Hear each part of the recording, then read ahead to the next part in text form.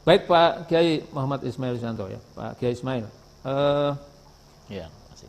Kalau tadi Pak Kiai Rohmat itu saya tanya memang pesan untuk mendetilkan. Tapi kepada Pak Ismail Yusanto, Pak Kiai Ismail, pertanyaan saya sederhana dulu. Ini karena situasinya seperti sekarang ini, Pak Kiai bisa lihat saya pakai baju batik. Ini biasanya kalau di Indonesia kan seragamnya batik dan sebagainya. Saya jadi ingat ini kan kita sedang merayakan Idul Fitri. Tapi yang berkembang di masyarakat itu bukan Idul Fitri, tapi Lebaran atau halal bihalal gitu ya. Bahkan kita sekarang pakai Lebaran 1441 Hijriah. Kayaknya ada rahasianya nih, ada sejarahnya nih. Bagaimana ceritanya Pak Kiai? Silakan. Bismillahirrahmanirrahim. Assalamualaikum warahmatullahi wabarakatuh. Salam. Pak Karebet dan pemirsa yang budiman. Islam itu berkembang di seluruh penjuru dunia, termasuk di negeri kita. Nah, di dalam perjalanannya terjadi proses akulturasi. Ya, Islam, ajaran Islam itu bersentuhan dengan nilai-nilai yang berkembang di satu masyarakat, di mana Islam sampai dakwahnya di tempat itu, menyangkut bahasa, ya, bahkan juga makanan, pakaian dan sebagainya gitu. Kalau di Indonesia ketemulah dengan kalau sholat itu pakai sarung kan, gitu ya, lalu peci hitam. Saya juga mau pakai sarung tadi, tapi dilarang panitia ini. Itu. Kemudian juga terjadi proses akulturasi di dalam bahasa dan istilah gitu. Idul Fitri itu adalah istilah yang bersumber dari ajaran Islam. Tapi ketika itu dirayakan di Indonesia, di Jawa khususnya, nah kemudian orang Jawa menyebut momen itu di dalam konteks bahasa mereka. Maka muncul apa yang disebut Lebaran itu. Lebaran. Ya. Lebaran itu dari asal kata lebar. Lebar bukan lebar ya. Kalau lebar itu wide gitu. Tapi kalau lebar itu bahasa Jawa itu sudah gitu. Ya. Sudah, artinya sudah selesai gitu. Ramadannya sudah selesai. Nah, begitu. Jadi kok kemudian ada akhiran an, itu menunjukkan ada proses aktivisasi gitu. Jadi seperti Yasin. Yasin itu kan nama surat di dalam Al-Quran. Tapi kegiatan yang berkenaan dengan surat Yasin disebut Yasinan. Iya. Gitu. Oh gitu ya. Baik. Syawal, kegiatan yang berkenaan dengan Syawal disebut Syawalan. Nah, Lebar, selesai. Kegiatan yang berkaitan dengan sesuatu yang sudah selesai itu disebut Lebaran. Gitu. Nah, maka kita sekarang sedang Lebaran. Sudah selesai melaksanakan saum Ramadan. Nah, gitu. Ada juga Ba'do. Nah, Ba'do itu sebenarnya sama juga. Ba'do itu sebenarnya dari bahasa Arab Ba'da. Ya, Ba'da orang Jawa menyebut Ba'do karena tidak ada Ba'da gitu. Dia pakai O gitu. Sesudah gitu. Sama dengan lebar tadi, sudah gitu. Ba'da, Ba'do. Ba'do kemudian jadi bodo. Nah, gitu. Jadi memang begitulah proses akulturasi, sama sebagaimana sebelum masuk bulan Ramadan itu ada kegiatan namanya nyadran gitu. Nyadran. Ya, nyadran. Di sana itu ada kegiatan mengirim kupat, kolak, apem. Nah, gitu. Kenapa kulak opak? Nah, itu. Nah, ini menarik ini. Ini kan tinggalannya dari para pendahulu kita, para ulama yang mencoba untuk memasukkan dakwah itu melalui nilai-nilai lokal atau tradisi lokal gitu. Jadi masyarakat itu percaya bahwa memasuki bulan Ramadan itu harus dalam keadaan hati yang bersih. Dan salah satu yang penting untuk membuat hati bersih adalah saling memaafkan gitu. Nah, disimbolisasi dengan apa? Dengan makanan, mengirim makanan. 3 macam makanan itu: ketan, ya, kolak, apem gitu. Ketan, kolak, apem. Ketan itu dari kata khotoan. Khoto, salah. Kesalahan. Ya. Kemudian kolak itu kholaf, yang sudah lalu. Masya Allah. Nah, gitu. Ya. Yang sudah lewat gitu. Kemudian apem itu afwan. gitu. Jadi kesalahan yang sudah lewat itu mohon dimaafkan. Kira-kira begitu. Jadi itulah proses rekrutasi. Jadi kalau ada istilah Islam Nusantara, sebenarnya inilah yang lebih tepat sebutan itu, Islam di Nusantara. Sebab Islam itu tidak ada versi Arab, versi Eropa, versi Nusantara. Islam itu satu, bersumber dari Al-Quran dan As-Sunnah, risalah yang dibawa oleh baginda Rasulullah SAW untuk seluruh alam semesta. Tetapi Islam ketika dia berkembang satu tempat, dia bisa menunjukkan satu karakter-karakter atau warna yang mungkin agak sedikit berbeda dibanding dengan Islam yang berkembang di tempat lain. Itulah Islam di Nusantara yang mungkin berbeda dengan Islam di Arab. Nah, gitu. Baik, menarik. Pemirsa Khilafah Channel, saya kira tadi harus dicatat baik-baik ya, mengapa muncul ketan, kolak, dan apem. Ternyata filosofinya dalam sekali. Yeah. Selama ini saya makan ketan ya makan saja, makan kolak ya makan saja, apem juga begitu saja. Tapi ternyata, Masya Allah, ternyata dalam sekali. Ketan itu dari khatam, dari khotoan ya, kesalahan. Kemudian kolak itu kholat, jadi yang sudah lewat lah. Sudah lewat. Dan apem itu dari afwan ya, saling minta maaf. Subhanallah. Jadi Ustadz Ismail ternyata diam-diam juga pengamat sosial budaya. Baik, Ustadz Ismail. Kalau tadi sudah dijelaskan ternyata ada arti secara sosial kultural terkait dengan Idul Fitri berubah menjadi Lebaran dan sebagainya. Pertanyaan saya yang kedua, sebenarnya apa yang istimewa dari Ramadan kali ini dan Lebaran kali ini? Apa yang istimewa sesungguhnya? Kita sering menyebut istimewa, tapi apa sebenarnya? Silakan. Iya, yang pasti kita semua tahu bahwa Ramadan kita ini kita laksanakan di tengah suasana pandemi, ya, wabah COVID-19, satu wabah yang luar biasa. Belum pernah saya kira dunia mengalami wabah seperti ini. Memang pernah ada namanya Spain flu atau flu Spanyol yang mengakibatkan lebih dari 50 juta orang meninggal pada tahun 1918. Tapi itu coveragenya hanya Spanyol atau sebagian Eropa gitu. Sementara meski dari sisi fatal case rate-nya atau tingkat kematiannya itu jauh dibanding dengan flu Spanyol, tetapi wabah COVID-19 ini melanda seluruh dunia. Boleh disebut tidak ada negara yang tidak terkena gitu. PBB mencatat lebih dari 210 negara dengan jumlah yang terinfeksi ini hari saya kira sudah lebih dari 5 juta dan lebih dari 300.000 orang meninggal dunia. Dan untuk memutus rantai penularan, jadi memang penularannya sangat tinggi. Lebih dari 3 miliar manusia di muka bumi ini terpaksa atau dipaksa tinggal di rumah. Akibatnya tentu berefek kepada kegiatan ekonomi. Kegiatan ekonomi praktis mandek karena sekian banyak orang tidak berpergian, memukul sektor transportasi, seluruh modus atau moda transportasi terkena, dan kemudian pariwisata, hotel, food and beverage, industri, perdagangan semua kena. IMF menyebut kerugian global sampai akhir April kemarin itu sudah lebih dari 9 triliun US dollar. Itu kerugian yang sangat besar. Global ya? Global. Dan pertumbuhan ekonomi diperkirakan akan jatuh negatif. Jadi tumbuh negatif, bukan tumbuh positif di seluruh dunia, dan itu akan menambah jumlah pengangguran. Jadi pengangguran pekerja yang semula ada pekerjaan menjadi kehilangan pekerjaan, ditambah lagi tenaga kerja baru. Di Amerika sudah lebih dari 40 juta pengangguran. Ini angka paling tinggi di dalam sejarah Amerika juga. Saya kira itu juga terjadi di Indonesia ya. Saat ini sudah lebih dari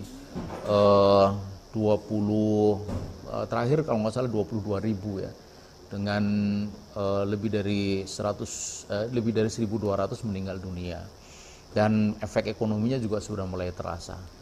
Nah, jadi kita melaksanakan Ramadan itu di dalam situasi seperti itu. Ini saya kira keistimewaan yang utama. Tapi kita bisa balik juga bahwa kita bersyukur bahwa di tengah pandemi kita ini segera ditemukan dengan Ramadan. Dengan Ramadan ya. Yang membuat kita ini menjadi memiliki kekuatan lebih gitu. Kita tahu bahwa untuk menghadapi pandemi ini memerlukan kekuatan. Yang pasti adalah kekuatan fisik. Ya. Karena itulah penting semua protokol itu dilakukan oleh kita sebagai satu ikhtiar. Ya, ini kita bukan tidak sedang bicara tentang kita ini lebih takut kepada siapa gitu ya. Jelas kita lebih takut kepada Allah Subhanahu wa taala. Karena COVID-19 itu, corona itu juga makhluk Allah Subhanahu wa taala. Tetapi ikhtiar itu diperlukan sebagaimana Rasulullah SAW sendiri mengatakan kalau engkau menjumpai taun, penyakit menular, larilah kama tafirru minal asad, sebagaimana engkau lari dari harimau gitu. Jadi ini menunjukkan bahwa kita sebagai seorang muslim itu memang harus bisa menjaga diri kita dari kemungkinan terkena taun atau penyakit menular. Kekuatan fisik, jika kita bisa menjaga, maka kita bisa mempertahankan kesehatan kita, dan dengan kesehatan itu kita bisa melakukan banyak hal, termasuk ibadah, ya, kemudian kegiatan dakwah dan seterusnya. Kemudian yang kedua adalah kekuatan ekonomi. Ini saya kira memang sesuatu yang tidak ringan karena itu efek yang kemudian terkena setelah kondisi fisik. Di situ juga pentingnya kita melakukan ta'awun 'alal birri wat taqwa di antara sesama muslim, yang menolong mereka yang dalam kesusahan, sedemikian sehingga jikalau ada dampak ekonomi, itu dampak tidak terlalu berat dirasakan oleh saudara-saudara kita yang terimbas. Kemudian yang ketiga, nah ini yang paling penting adalah kekuatan mental spiritual gitu. Jikalau fisik kuat, ekonomi kokoh, tapi kalau mental drop, itu kekuatan tidak punya arti apa-apa. Dan ini terjadi di banyak negara, mereka mengalami kejenuhan luar biasa karena memang wabah ini tidak memberikan indikasi kepada siapapun kapan mau berakhir gitu. Banyak negara yang merasa bahwa sudah selesai, tapi ternyata mereka tertempa lagi dalam apa yang disebut second wave atau gelombang kedua gitu. Nah itu kemudian menimbulkan rasa putus asa yang luar biasa, sehingga orang sekelas menteri di Jerman saja sampai bunuh diri gitu. Kemudian ada yang mengalami stres, ya, timbul kekerasan dalam rumah tangga dan sebagainya gitu. Nah kita alhamdulillah melalui bulan Ramadan ini diberi kekuatan, ya, seperti bayi itu oleh Allah dimasukkan ke dalam inkubasi gitu. Jadi inkubasi bayi itu kan inkubasi untuk menopang masa pertumbuhan dia di fase yang sangat kritis gitu, selepas dia keluar dari rahim ibundanya. Nah begitu juga kita ini dimasukkan oleh Allah dalam inkubasi spiritual gitu, menghadapi COVID-19. Nah mestinya umat Islam memiliki kekuatan lebih. Ingat bahwa puasa itu secara fisik itu memang menurunkan kekuatan. Itu pasti karena kita tidak makan dan minum. Tetapi ternyata manusia ini di dalam melakukan satu usaha tidak hanya memerlukan kekuatan fisik. Dalam banyak hal itu justru diperlukan kekuatan mental spiritual. Dan ketika mental spiritual itu memuncak, maka manusia itu bisa melakukan banyak sekali capaian-capaian luar biasa. Saya kira itulah rahasianya kenapa umat Islam bisa menghadapi dengan gagah perang Badar, 300 melawan 1000. Itu satu jumlah yang sudah tidak imbang, tapi bisa dilawan dengan sangat bagus.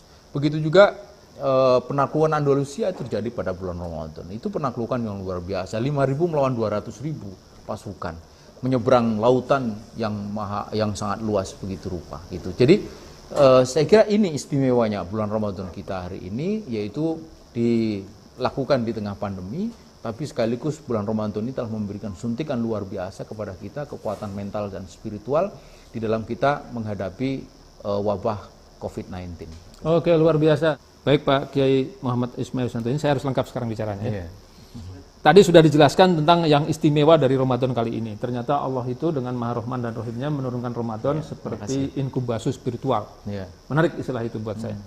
Nah, kita akan lanjutkan sedikit pertanyaannya. Itu disebut-sebut tadi di awal, bahkan di dalam beberapa publikasi. Aduh, terima kasih. Ternyata saya dapat juga kopi ya. Pemirsa, ini di depan saya ada kopi, ini kopi istimewa. Tapi saya belum bisa minum, nanti saya tanya dulu ya. Nanti saya minum kalau sudah tidak dilihat oleh pemirsa.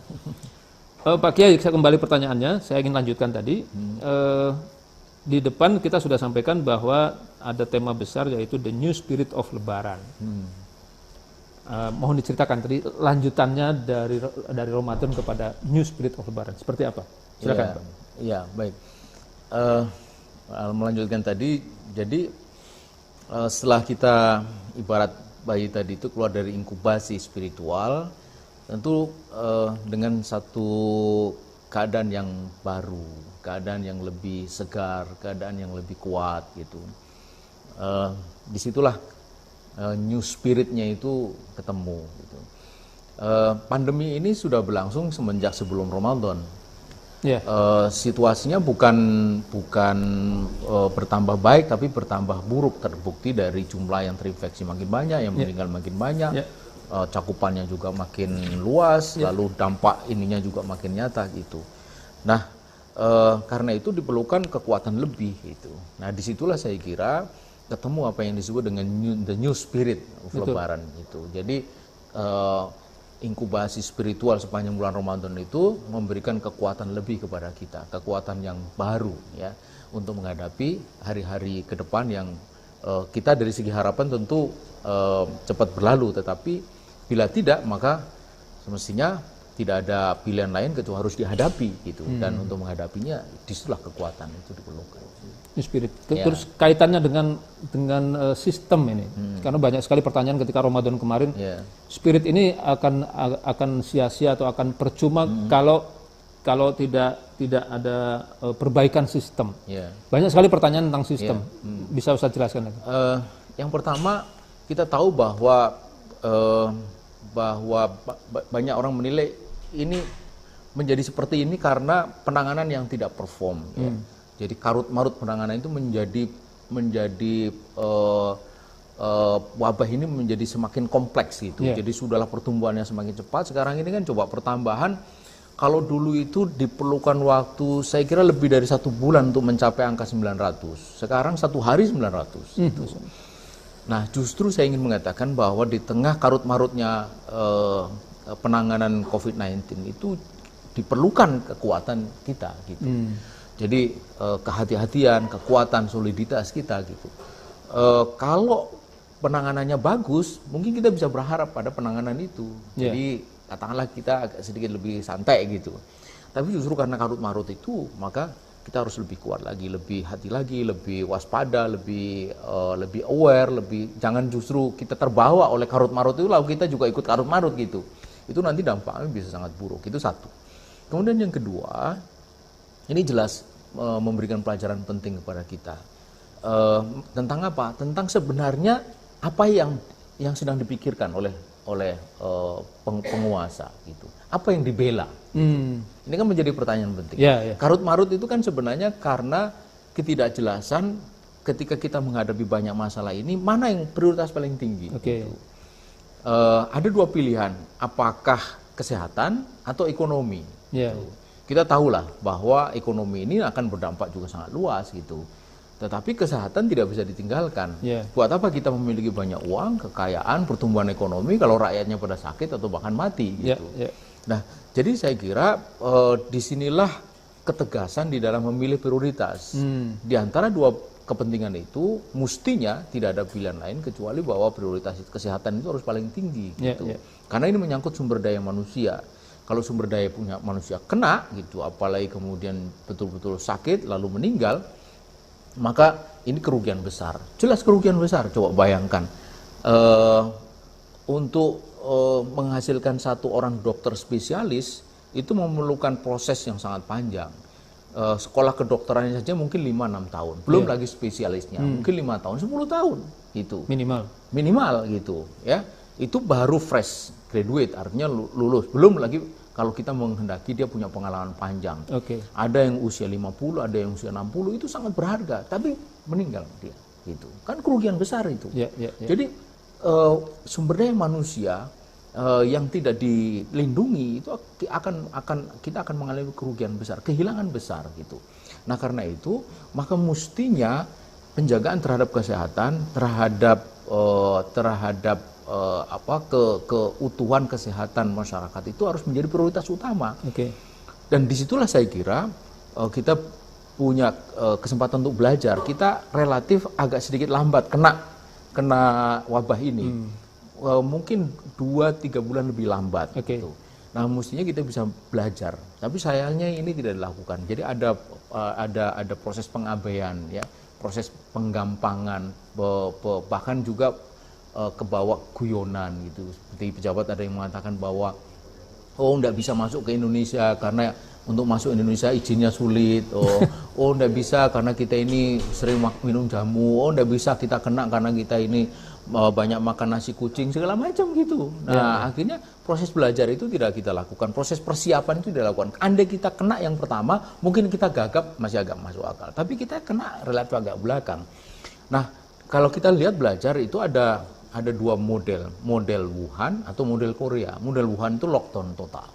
Itu di kota Wuhan penduduk tidak boleh keluar, juga tidak boleh masuk. Bukan hanya Wuhan, tapi ada 12 kota lainnya di provinsi Hubei yang total mencakup kurang lebih sekitar 54 juta penduduk di sana. Hasilnya bagus. Atau model Korea yang kemudian melakukan apa yang disebut triple T, ya, tes, trace, lalu treat. Jadi banyak-banyak melakukan tes. Dari tes itu ketahuan siapa yang kena, siapa penyebaran segala macam, trace, kemudian treat itu. Makanya performance tes Korea itu termasuk paling tinggi. Nah, kelihatannya di negeri kita tidak jelas apakah strategi Wuhan atau strategi Korea gitu. Atau nggak ada strateginya?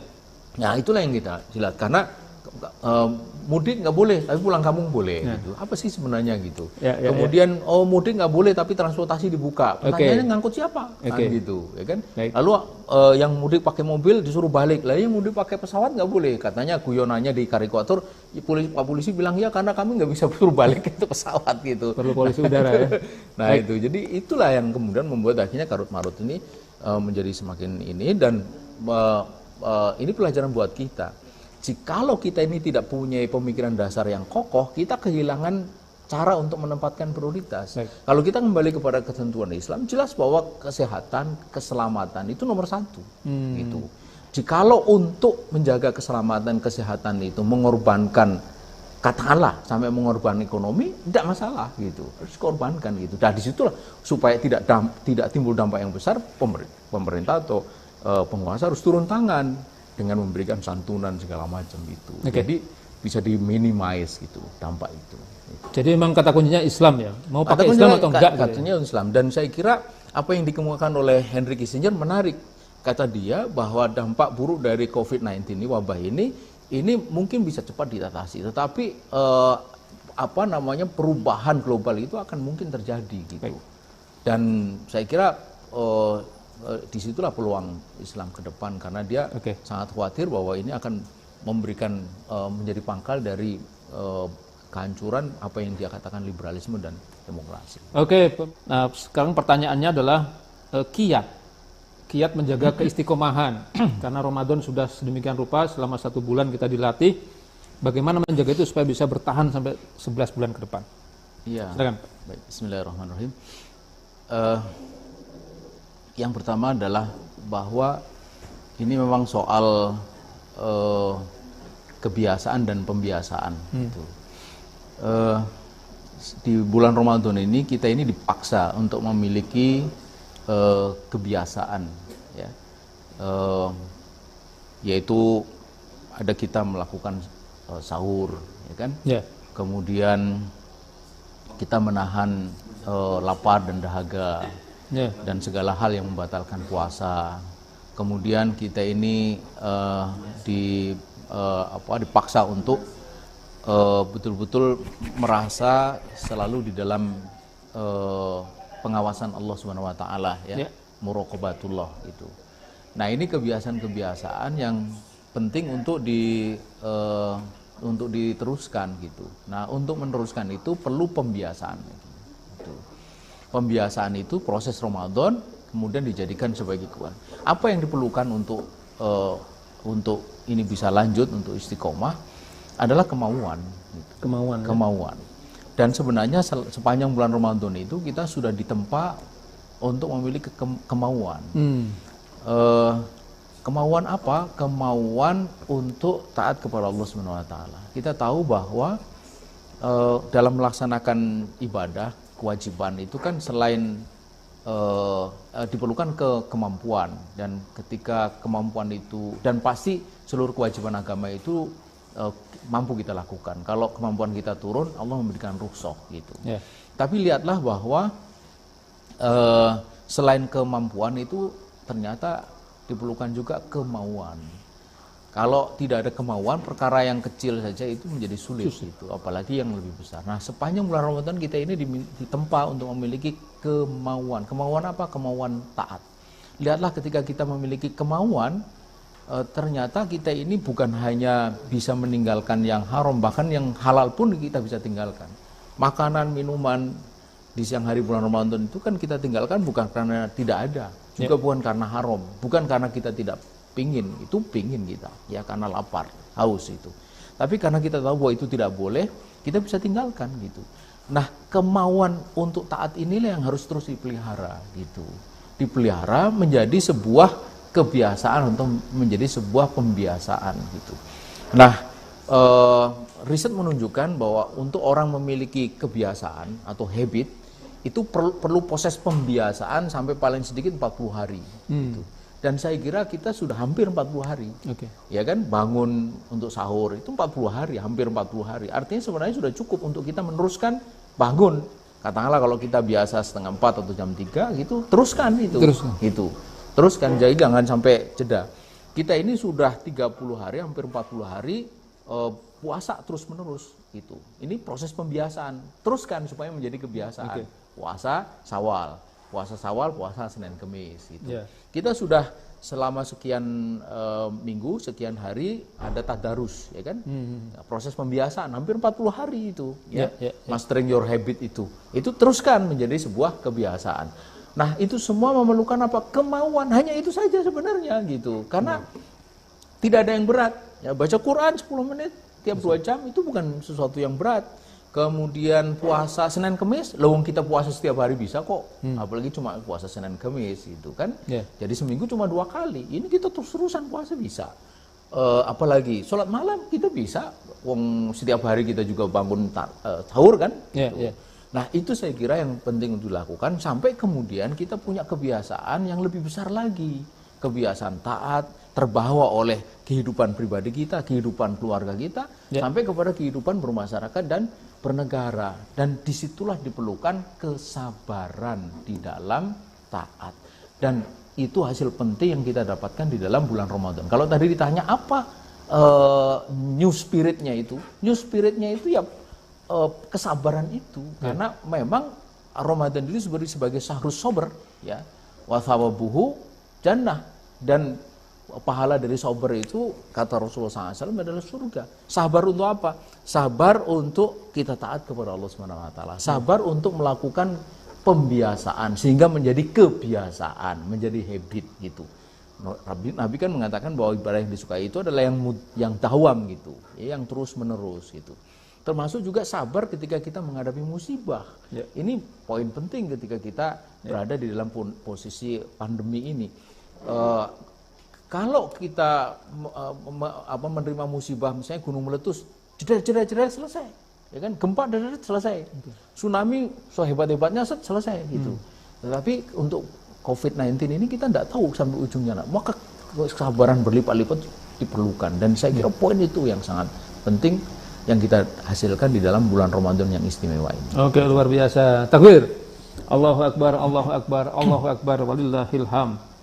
Saya ingin kepada Pak Kiai yang pertama mungkin ucapan akhir, closing statement dari Pak Kiai untuk bisa memungkasi apa yang kita sedang obrolkan kali ini. Silakan Pak Kiai. Bismillahirrahmanirrahim. Jangan lupa pantunnya Pak Kiai. Oh ya. Kita ini hidup cuma sekali. Cuma sekali. Dan sebenarnya tidak terlalu lama. Digambarkan oleh baginda Rasulullah SAW dengan sangat bagus. Beliau katakan, ma'ana fid dunya, tidaklah kita juga hidup di dunia illa karokibin, kecuali seperti seorang pengendara. Istadalla tahta sajaratin thumma roha wa tarakaha. Yang bernaung sebentar di bawah pohon, istirahat, lalu berlalu. Jadi hanya seperti itu hidup kita ini. Barat musafir yang sejenak istirahat di bawah pohon. Kalau pakai relativitas waktu lebih tampak sebentar sekali. Karena Allah mengatakan inna yauma inda rabbika ka alfi sanatin mimma ta'udun. Sesungguhnya 1 hari di sisi Tuhanmu di akhirat nanti itu seperti 1000 hari dalam hitunganmu. Jadi kalau kita hidup 100 tahun, 1/10 dari 1000 itu tak ubahnya hanya 2,4 jam di sisi Allah Subhanahu wa taala. Nah, jadi sehebat-hebatnya kita punya hidup di dunia, setinggi-tingginya kita punya kekuasaan, sekaya-kayanya kita punya kekayaan, ya. Sebaliknya juga semenderita apapun kita punya kehidupan, serendah apapun mungkin pangkat derajat yang kita ada di hadapan itu semua akan berakhir. Gitu. Tidak ada yang kekal abadi sepanjang di dunia. Kullu syai'in halikun illa wajhah. Karena itu maka sangat rugi besar, ya, rugi besar jikalau kehidupan yang sementara ini mengorbankan kehidupan yang kekal abadi. Nikmat yang hanya sebentar ini, ya, mengorbankan nikmat yang abadi di akhirat. Penderitaan yang hanya sebentar meluluh lantakkan kita sampai melupakan ketaatan kita kepada Allah yang akan memberikan akhir dari penderitaan dan berganti dengan kenikmatan itu. Karena itulah maka tidak ada pilihan bagi kita, ya. Hidup memang pilihan, tapi sesungguhnya tidak ada pilihan kecuali kita ini taat kepada Allah Subhanahu wa taala. Ya. Itu. Baik, Pak Kiai, Masya Allah, ini dalam sekali buat kita sekalian. Mudah-mudahan semua menyimak. Belum selesai. Oh, belum selesai? Iya. Waduh, tanah suci, tanah di Makkah. Oke, ini pantun-pantun ya? Iya. Juga di Madinah. Bukan hanya Mekah kan, Madinah juga. Taatlah selalu kau kepada Allah agar hidupmu mendapat berkah. Allahu Akbar. Menang ini kelihatannya. Menang. Kalau pantun dari Kiai diadu dengan peserta, saya kira kualat kita kalau tidak memenangkan Kiai, ya.